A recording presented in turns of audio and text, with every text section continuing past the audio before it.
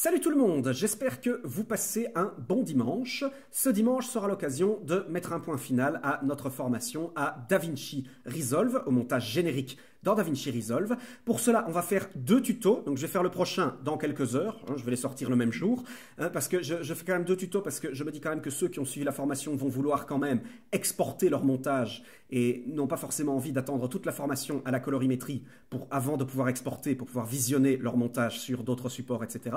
Donc je vous retrouve pour l'export juste après. Ici, dans ce premier tuto final, nous allons parler de l'optimisation de vos performances. C'est-à-dire, Resolve est un logiciel quand même assez lourd. Donc je vais vous donner ici un petit peu tous les outils les plus efficaces qui vont vous permettre justement d'optimiser, de rendre votre Resolve plus fluide, plus véloce, au travers du montage. Pour cela, rentrons dans le vif du sujet. Je vous rappelle que le plus important d'abord, c'est avoir une bonne configuration. Je vous rappelle également que les deux composants les plus influents sur les performances de Resolve sont votre support de stockage et votre GPU, c'est-à-dire votre disque dur et votre carte graphique. Privilégiez des SSD rapides. Privilégiez des grosses cartes graphiques, de préférence des GeForce, parce que Resolve est très bien optimisé pour le CUDA. C'est la première chose à dire. Maintenant, donc, comment peut-on rendre nos rushs, notre montage, plus fluide? C'est ce que je vais vous montrer. On va voir directement les deux options les plus influentes à ce sujet, à savoir les médias optimisés et le render cache. Qu'est-ce qu'un média optimisé? Supposez par exemple que votre Resolve est peu véloce en montage, que ça rame un peu, parce que vous avez des rushs vous utilisez des rushs qui ont été captés dans un codec, un format d'enregistrement, qui est plutôt prévu pour l'acquisition ou pour la vision, pas vraiment pour la post-production. Par exemple, vous utilisez des rushs H264 ou H265. Ces codecs, en fait, ils ont la particularité d'être fort compressés, de réduire beaucoup d'informations dans votre fichier vidéo pour réduire le débit et que votre vidéo prenne moins de place sur les supports de stockage et qu'il puisse prendre moins de bandes passantes dans vos systèmes de transmission, etc., etc. Et donc du coup, résultat, ces fichiers, ces codecs-là sont plus difficiles à décoder pour le processeur. Par exemple, la majorité de ces codecs, donc le H264, le H265, très précisément ces codecs-là, sont interframe. C'est-à-dire que lorsque vous allez avoir un rush, par exemple, je vais prendre ce rush-ci en exemple, vous pouvez voir que sur ces rushs, ce que va faire le codec, il va détecter que dans cette image, il n'y a pas entre plusieurs images, donc c'est les images 1, 2, 3, 4, 5, il n'y a pas beaucoup de choses qui changent. On a juste Hotman qui bouge entre l'image X et l'image X. Il y a juste un bras ici qui s'est modifié entre les deux images. Le reste ici, le mur, la lampe, etc., c'est resté au même endroit, il n'y a rien qui a bougé. Donc ce qu'il va faire, il va comparer les images, il va calculer la différence entre elles et il va ne conserver que la différence. À la vision, votre processeur va prendre une image de référence où on a conservé tous ces objets et il va recalculer les images avec les images entre elles, donc il va les recomparer pour les recalculer et refaire des images complètes. Ça va réduire considérablement le flux qui va passer dans votre transmission et à votre décodage, vous aurez de nouveau une image complète. Vous voyez, c'est ce qu'on appelle un codec interframe. Ça a commencé avec les codecs de norme MPEG-2. Ça en est suivi le H264, le H265. Tout ça, ce sont des codecs qui sont de plus en plus efficaces pour réduire le débit de vos fichiers vidéo. Le problème, c'est si on applique ces codecs en post-production, supposez en post-production, vous allez très souvent vous positionner et vous arrêter sur une image particulière. Vous allez également couper à une image particulière. Donc le problème là, c'est que si vous vous positionnez sur une image particulière et que vous coupez, Resolve, il va devoir, si vous êtes sur un codec H264, il ne va pas directement, quand vous allez vous placer sur l'image, pouvoir vous afficher cette image, vous décoder cette image directement. Il va devoir solliciter votre processeur pour que le processeur aille rechercher les images qui sont avant, après et recalculer cette image. Donc le processeur va avoir plus de travail. Et si vous avez un processeur un peu faible, tout de suite votre processeur il peut ramer et votre vidéo peut devenir un peu moins fluide. C'est l'un des exemples types. Autre exemple, si vous utilisez des rushs qui ont une grosse résolution, comme par exemple des rushs 4K. Les rushs de Act sont en 4K, vous pouvez le voir ici. Ou bien, niveau supérieur, vous pouvez travailler en 8K. Ces images sont quand même très lourdes, il y a beaucoup plus d'informations, beaucoup plus de pixels à afficher. Donc du coup, ce qui peut se passer tout simplement, c'est que Resolve ait du mal à calculer toutes les informations et vous afficher en temps réel ces informations. Donc là, à ce moment-là, ce que vous pouvez faire, une méthode typique, vous allez utiliser les médias optimisés pour directement encoder donc, vos fichiers sources dans une résolution moins élevée, par exemple en 1080p, votre montage, vous allez faire le tout en 1080p pour avoir quelque chose de fluide, et à la sortie, vous allez supprimer vos fichiers optimisés et vous allez exporter, revenir sur la 8K et exporter en 8K pour avoir la full qualité. Ça, c'est ce qu'on appelle en montage une méthode de travail en proxy. Les fichiers que vous allez créer, qui sont de qualité moindre, simplement pour avoir une meilleure fluidité en montage, ce sont des fichiers proxy. Donc, passons à la pratique. Comment effectuer des médias optimisés dans Resolve?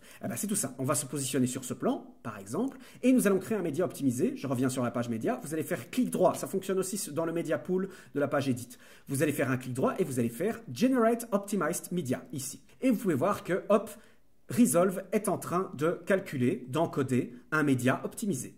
Donc, je vous retrouve d'ici 2 minutes. Je vais faire appel à ma magie du montage vidéo pour zapper tout ça. Voilà qui est fait. Donc, pour vous assurer que Resolve utilise bien les médias optimisés et non pas les rushes originaux pour afficher votre image, pour cela, vous allez dans Playback et vous avez une option, vous voyez la première option qui apparaît ici qui est Use Optimized Media if available. Donc, si vous décochez, comme ceci, ça veut dire que Resolve se base sur les rushes originaux. Si cette option est cochée, ça veut dire qu'il utilise les médias optimisés si vous en avez généré. Et c'est là où on va avoir un problème. Vous avez vu? C'est encore pire. Et j'ai reçu pas mal de mails et de commentaires de gens qui me disent mais c'est ballot, je crée un média optimisé justement pour que ce soit plus fluide et c'est encore moins fluide quand je fais un média optimisé. Oui, je vous rassure, c'est tout à fait normal. Il y en a beaucoup de débutants Resolve qui tombent dans le piège. En fait, il faut se questionner. Je vous ai parlé de codec tout à l'heure. Je vous ai parlé de résolution. Oui, mais en quel codec, en quelle résolution arrivent les médias optimisés que vous créez? Et c'est là qu'il va falloir le configurer. Et pour cela, on va retourner dans Project Settings, ici, les Master Settings. Et si vous n'avez rien touché au cadre qui est ici, Optimized Media and Render Cache, vous pouvez voir tout de suite ces options que Optimized Media Format, il est en quoi? Il est en Uncompressed 10 bits. Il est en non compressé 10 bits par défaut. Alors, je vous le dis tout de suite, si vous utilisez des rushs H264 ou H265, vous aurez peut-être du mal à lire ces fichiers, un peu de mal à lire ces fichiers sur des machines avec un processeur un peu faible. Mais alors, si vous utilisez du non compressé 10 bits, là, sur aucune machine, même un monstre de guerre, un iMac Pro à 15 500 € ou une tour à 4 500 €, vous pourrez de toute façon pas les lire en temps réel. Ça, je vous le dis tout de suite. C'est là que vous allez me poser une question, vous allez vous poser une question qui sera très pertinente, mais attends, c'est pas logique. Tu nous as expliqué justement que le problème, c'était que le codec compressait, donc qu'on avait besoin de décoder, que c'était ça qui faisait que ça avait du mal à suivre. Mais donc, si c'est en non compressé, ça veut donc dire qu'il n'y a pas de compression, donc que le processeur n'a pas de travail à faire, il ne doit rien décoder. Donc, comment est-ce que ça peut être encore plus lent? Oui, effectivement, votre processeur, dans ce cas-ci, n'a pas à travailler. Mais quand vous êtes en non compressé, le fichier est beaucoup plus lourd. Les images deviennent complètes, deviennent intégrales. Et Resolve, en temps réel, qu'est-ce qu'il doit faire? Il doit lire toutes les informations qu'il y a dans votre fichier vidéo, toutes, intégralement. Donc le débit de vos images est terriblement élevé. Pour vous donner un ordre de grandeur, en 1080p 50, 10 bits, 422, on atteint un débit de 2,97 gigabits par seconde. En 8 bits, 2,37 gigabits seconde, donc quasi 3 gigabits seconde. En 1080p 25, on obtient 1,48 gigabits par seconde. Vous comprenez ce qui ne va pas? Oui, votre processeur, lui, il n'est peut-être pas sollicité, mais qu'est-ce qui ne suit pas? C'est votre disque dur. Même un SSD assez rapide, il ne pourra jamais aller à une vitesse de 3 gigabits par seconde pour lire convenablement votre vidéo, c'est beaucoup trop lourd. C'est pour ça qu'en post-production, il faut toujours trouver des compromis. Il faut trouver un codec qui, ne soit pas trop difficile à décoder pour que votre processeur puisse suivre. D'une autre part, un codec qui soit quand même efficace pour que le fichier original soit suffisamment réduit et qu'en temps réel, Resolve ne doive pas aller chercher trop d'informations au point que, à cause du débit trop élevé, il n'arrive pas à suivre. Il faut que le débit soit suffisamment bas pour que Resolve puisse lire toutes les informations et les envoyer assez rapidement au processeur et que les processeurs puissent le décoder assez rapidement en temps réel pour vous afficher un temps réel. Par défaut, Uncompressed 10 bits, la seule façon de les lire en temps réel, ce serait d'avoir un stockage RAID avec des disques durs SCSI en réseau ultra rapide et d'avoir une connexion à ce RAID en fibre optique pour pouvoir avoir un débit suffisant pour pouvoir les lire en temps réel. Donc non, si vous avez un disque dur, même un SSD assez rapide, ça ne va jamais fonctionner. Ça, du non compressé 10 bits, ça ne va jamais fonctionner, ça ne va jamais être lu en temps réel. Donc, qu'est-ce qu'on fait? Il faut déjà changer le codec de sortie. Et donc pour cela, vous pouvez cliquer ici, vous pouvez voir que vous avez accès ici à d'autres codecs. Si vous êtes sous Mac, vous avez plus de choix. Alors voilà typiquement ici le DNxHR, David.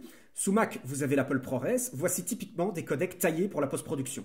Je vous ai parlé tout à l'heure des H264 et H265 qui étaient des codecs interframe. Voici des codecs intraframe, donc qui codent les images par rapport à elles-mêmes. Ce sont des codecs intégralement taillés pour la post-production, très utilisés, très connus et très efficaces donc pour la post-production. Donc si vous êtes sous Mac, le meilleur codec que vous pouvez utiliser pour avoir quelque chose de fluide, eh ben, c'est tout simple. Choisissez l'Apple ProRes 4.2.2 classique. Si vous êtes sous Windows, vous pouvez choisir le DNxHR HQ. Ici, celui-ci. Alors, en ce qui concerne la résolution, je vous ai parlé de 8K à passer en 4K. Par défaut, en 4K ou en 1080p. Par défaut, Resolve est en Choose Automatically. Et vous pouvez voir qu'en fait, vous avez plusieurs choix. Donc, vous avez Original. Original, rien de plus simple. Si vous avez de la 4K, votre média optimisé reste en 4K. Si vous avez Half, votre résolution est divisée par 2. Quarter, résolution divisée par 4. 1/8 par 8. Vous avez compris le principe. Et qu'est-ce que ça veut dire Choose Automatically? Ça veut dire que Resolve va adapter la résolution de vos médias optimisés à votre résolution timeline qui se trouve ici. Vous vous souvenez, on a vu ça dans les réglages master. Le timeline format. Donc en fait, si par exemple ici vous êtes sur une timeline 4K comme moi et que vous avez importé des rushs 8K. Si vous avez fait des médias optimisés en Choose Automatically, eh ben, ça veut dire que ces rushs 8K, il va les downgrader en 4K. Si vous avez une timeline 1080p, il va downgrader vos fichiers 4K en 1080p. Il va s'adapter à la résolution de la timeline. Donc c'est tout simple. Je vais vous expliquer maintenant comment créer un fichier proxy. Eh ben, vous pouvez choisir un codec très compressé, donc qui va réduire beaucoup d'informations, qui va également réduire drastiquement la qualité, mais un fichier proxy, c'est ça l'intérêt, c'est on rogne sur la qualité temporairement pour notre montage pour avoir de la fluidité, puis ensuite on repasse sur les originaux. On peut choisir, sous Windows, vous pouvez choisir DNxHR, LB, qui est Low Bitrate, donc avec un débit très faible et intraframe, donc qui va beaucoup rogner sur la qualité.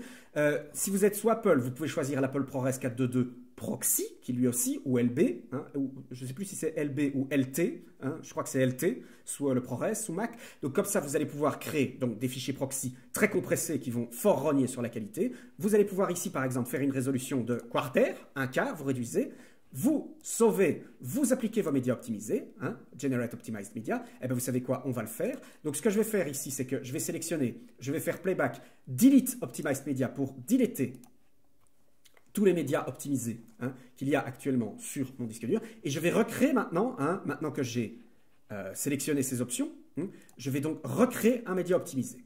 Voilà. Generate Optimized Media. Voilà qui est fait.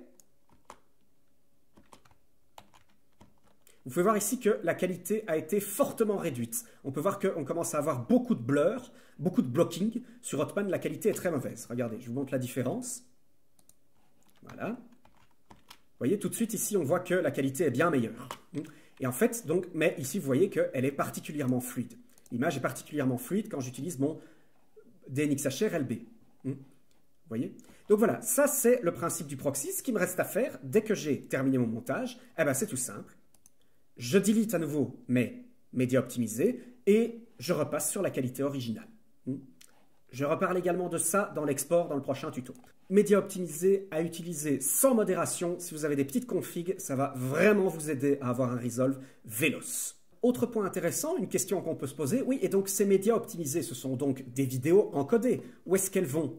Où est-ce que je les retrouve? Alors ça, c'est tout simple. Regardez, en dessous du cadre Optimized Media and Render Cache, vous avez donc les Working Folders. Et vous pouvez voir ici Cache File Location et Gallery Stills Location. Votre Cache Files Location, c'est là que vont se stocker tous vos fichiers cache de votre Render Cache, je vous en parle tout de suite après, et vos médias optimisés. Vous pouvez voir ici qu'ils sont stockés sur mon disque dur interne, dans mon dossier vidéo, Cache Clip. Je vais faire Browse. Vous pouvez voir donc ici que vous allez pouvoir choisir le disque dur. Donc si moi, je vais sur mes fichiers, Cache Clip. Voilà, vous voyez, donc je vais dans Vidéo, Cache Clip, ils sont ici. Voilà où Resolve stocke. Toutes les écritures ici, ne faites pas attention. En fait, toutes ces écritures ici, ce sont des références. Pour Resolve, il enregistre en fait, vous voyez, voilà. Par exemple, ici, je retrouve tous mes médias optimisés. Et vous pouvez voir en fait que ces fichiers arrivent dans des séquences d'images. Des séquences d'images, en fait, Resolve utilise un format d'enregistrement propriétaire, les points DVCC, voilà, pour mieux fonctionner, c'est pour une optimisation. Donc vous n'allez pas retrouver, comme avec Premiere, comme avec FCP10, des fichiers .mov, des fichiers .mp4. Ici, vous allez retrouver des fichiers .dvcc. Donc c'est ici que, moi en l'occurrence, ils vont se stocker. Donc alors, comment maintenant choisir une location, un emplacement différent. Si vous désirez par exemple stocker vos médias sur un disque dur externe, eh ben pour ça, vous pouvez faire browse. Mais il va y avoir un problème. Par exemple, regardez, je vais aller mettre ici directement à la racine de Core Vanceworks, l'un de mes disques durs externes de travail. Je vais faire OK. Et je vais faire Save. Voilà. Et vous pouvez voir que dès que je vais revenir, il y a un problème. Cache Files Location, regardez. La location, l'emplacement est revenu sur Cache Clip. Pourquoi? Très simple. En fait, Resolve va toujours aller positionner vos render cache, votre dossier de médias optimisés et votre render cache dans le disque dur, le premier disque dur, donc celui qui est en tête de liste de votre liste de disques durs. Donc pour ça, regardez, je vais faire DaVinci Resolve Préférences, je vais aller sur Media Storage, et vous pouvez voir ici que j'ai un disque dur, en l'occurrence, qui est appliqué, c'est l'emplacement donc de mes vidéos, ici de mon dossier vidéo, dans mon disque dur principal. Je peux faire Add ici et je vais ajouter par exemple Core Vanceworks. Je vais sélectionner. Voilà, et donc vous pouvez voir ici que j'ai l'emplacement D qui est apparu. Je vais faire Save. Et donc à partir de là, même si je change ici, eh ben, il ne va pas le faire. Il va revenir tout de suite sur Cache Clip. Pourquoi? Parce que si je vais dans Préférences, ce deuxième disque dur n'est pas en tête de liste. Tous vos fichiers, médias optimisés, render cache, vont toujours aller dans le premier disque dur que vous avez configuré. Celui qui est en tête de liste, ici. Toujours dans celui-là. Vous pourriez voir en fait que si j'enlevais ce disque dur et que je positionnais des Core Vanceworks en tête de liste et que je changeais ici l'emplacement, vous allez voir tout de suite que là, ça va fonctionner. Mes render cache vont arriver sur mon disque dur qui sera en tête de liste, en l'occurrence mon Core Vanceworks. Pourquoi est-ce qu'ici, je stocke mes render cache sur mon disque dur interne principal et que j'ai mes rushs originaux qui sont sur mon disque dur de montage? Pourquoi? Ce qu'il est important de faire également, si vous voulez optimiser les performances de Resolve, c'est de travailler sur deux disques durs externes différents. L'un qui contient les rushs originaux, l'autre qui stocke votre render cache et vos médias optimisés. Pourquoi ça? Supposez par exemple que mes render cache et mes médias optimisés soient sur Core Vanceworks ainsi que les rushs originaux qui doit aller chercher. À chaque fois que je vais travailler, que je vais créer un render cache, il va devoir accéder au disque dur en lecture et en écriture. Il va devoir accéder en lecture pour accéder au rush et il va devoir aussi accéder en écriture pour aller écrire un nouveau render cache, dont je vous parle tout de suite après, etc., etc. Donc du coup, sur le même disque dur, il va avoir un peu de mal à cumuler. Vous optimiserez les performances si il peut accéder à un disque dur uniquement en écriture et l'autre uniquement en lecture. Vous voyez, donc de cette façon, l'un sera privilégié en écriture, l'autre en lecture. Ça va optimiser vos performances, c'est ce que je vous conseille de faire. Deuxième raison, je n'ai que des disques durs de travaux qui sont des 7200 tours minute, portables ou fixes avec alimentation externe. Un disque dur avec Resolve classique de 7200 tours minute, ça va être assez lent pour l'écriture de vos médias optimisés et ça risque d'être un peu lent. Vous voyez, donc du coup, c'est pour ça.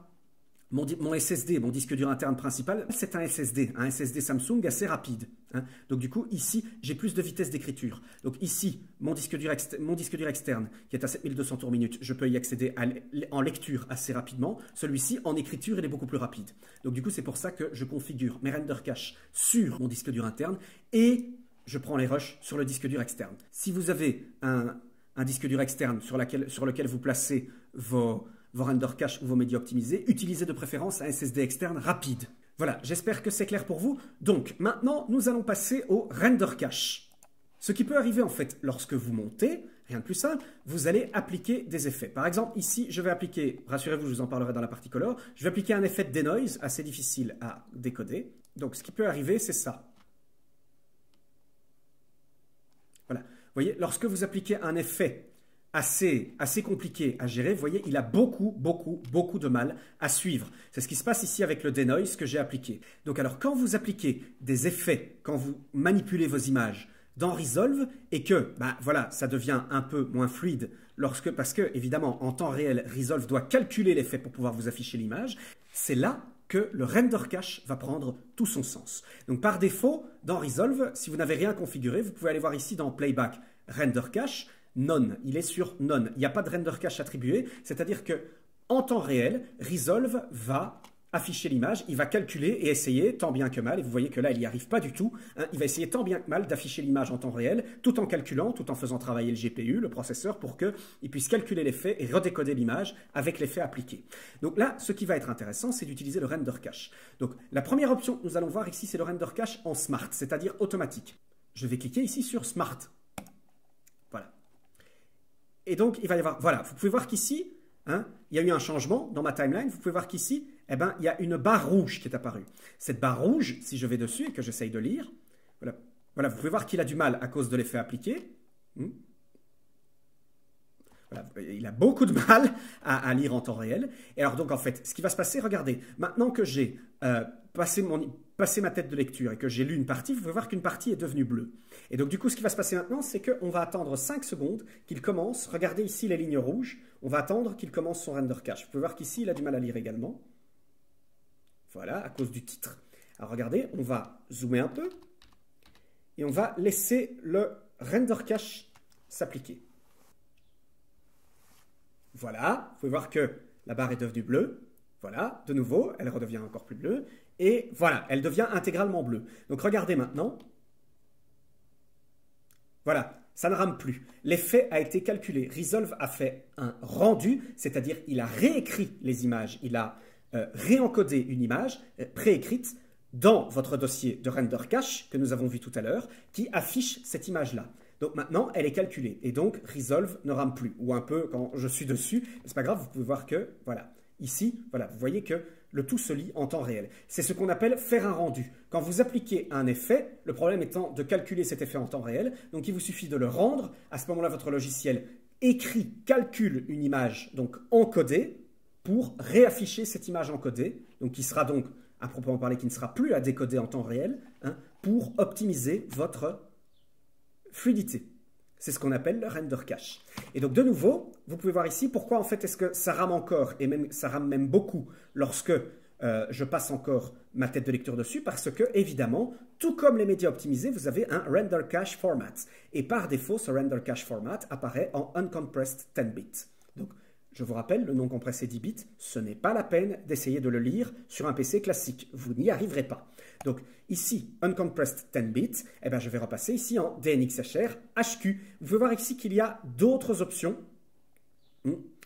Enable background catching after 5 seconds. Ça veut dire que lorsque vous avez appliqué un effet, une transition ou autre, vous allez attendre 5 secondes en mode Spart avant que Resolve ne commence en arrière-plan à calculer vos rendus, hein, votre render cache. Ici, ces options-là, ici, Automatically Catch Transition in User Mode, etc., on ne va pas le voir. Hein. Je ne vais pas le voir ici. Pourquoi? Donc, je vais sauver ici et vous allez voir tout de suite que, voilà, vous pouvez voir ici que mon render cache a été réaffiché. Hein. Et maintenant, voilà, on peut tout lire en 25 images secondes. Il n'y a plus de problème. Voilà, parce que maintenant, donc, j'ai bien configuré mon background caching en DNxHR HQ et plus en non compressé. Et voilà, donc de nouveau, le render cache à utiliser sans modération quand vous appliquez des effets, des transitions, etc. Hein, ça va considérablement vous aider. Ce que vous faites, c'est que vous ne touchez à rien et vous attendez simplement 5 secondes, ou bien vous pouvez évidemment changer ici. Vous pouvez mettre par exemple 2 secondes, si vous voulez, donc 2 secondes pour que Resolve, au bout de 2 secondes, commence à rendre les effets et vous aurez beaucoup plus facile dès lors à pouvoir lire votre timeline en temps réel avec vos effets appliqués. Comprenez le principe? C'est pas compliqué. De nouveau, même chose, les cache file location, hein, vous allez retrouver et vos médias optimisés et votre render cache dedans. Ça se configure ici. Ne vous en faites pas pour les galeries Stills Location, ça c'est pour la partie color. Le système de render cache user, c'est à l'utilisateur qui définit quel effet est rendu, quel effet ne l'est pas. C'est beaucoup plus utile dans la partie color. Je vous en reparlerai lorsque on va parler de la partie color. Donc quand on va être dans l'étalonnage, vous verrez que là, ça va être beaucoup plus utile. Alors, un autre point important aussi, pensez bien au fait que les fichiers que vous allez générer en créant des médias optimisés, des render cache, etc., ce sont des vidéos réécrites, ce sont des fichiers qui vont prendre de la place sur votre disque dur.